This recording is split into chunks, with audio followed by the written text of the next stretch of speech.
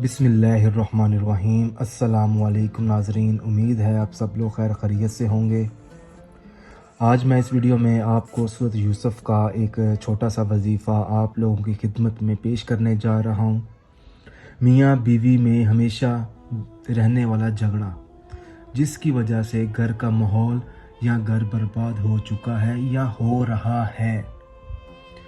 अगर दोनों में से किसी एक की ख्वाहिश हो कि घर जन्नत जैसा बन जाए, आपस में बेपनाह मोहब्बत हो, दोनों भी ये अमल कर सकते हैं, या मियाँ बीवी के अलावा कोई तीसरा शख्स है जो दो लोगों के लिए ये वजीफ़ा करना चाहता है, और वो दो लोग जिसकी वजह से घर बर्बाद हो चुका है।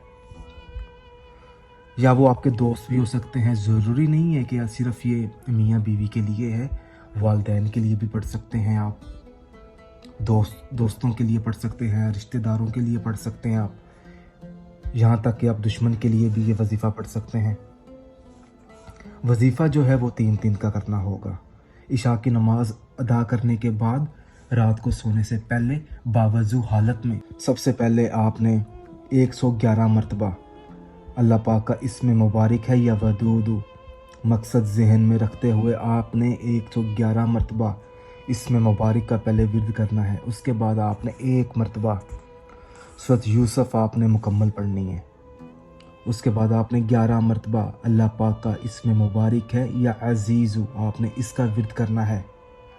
उसके बाद आपने 1 मरतबा आयतुल कुर्सी पढ़नी है, और आखिर में आपने 7 मरतबा दुरूद पाक पढ़कर अपना मतलबा मकसद अपने जहन में रखते हुए अल्लाह पाक से अपने जायज़ मकसद के लिए दुआ मांगनी है।